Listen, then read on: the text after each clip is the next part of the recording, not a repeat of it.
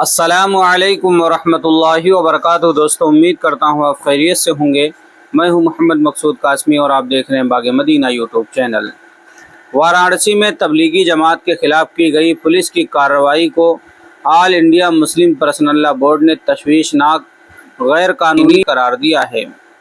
آل India Muslim personal لا board کے ترجمان doctor سید قاسم رسول الیاس نے ایک بیان میں کہا کہ وارانسی پولیس کے ذریعے تبلیغی جماعت کے افراد کو مساجد سے نکال کر شہر سے باہر بھیج دیا جانا اور مساجد کے متولیان کو نوٹس بھیج کر تبلیغی جماعت کے کسی بھی پروگرام پر پابندی لگا دینا انتہائی غلط، تشویشناک، غیر اخلاقی اور غیر آئینی ہے۔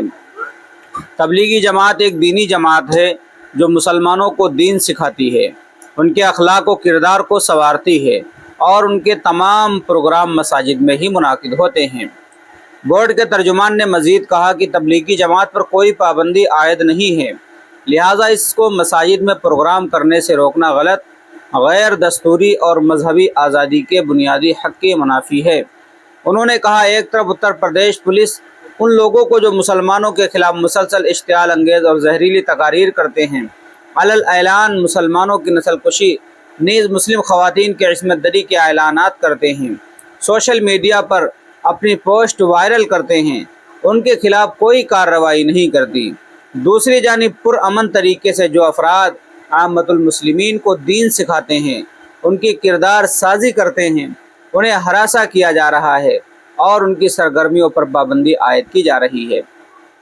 آل انڈیا مسلم پرسنل لا بورڈ ریاستی حکومت اور پولیس سے پرزور مطالبہ کرتا ہے کہ وہ جلد از جلد اس پابندی کو واپس لے اور تبلیغی جماعت کے لوگوں کو اپنی سرگرمیاں جاری رکھنے کی اجازت دے۔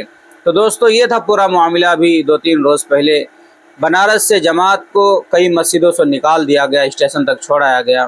اب اسی کو لے کر کے آل انڈیا مسلم پرسنل لا بورڈ میدان میں ہے اور انہیں بہت بڑی مانگ کر دی ہے۔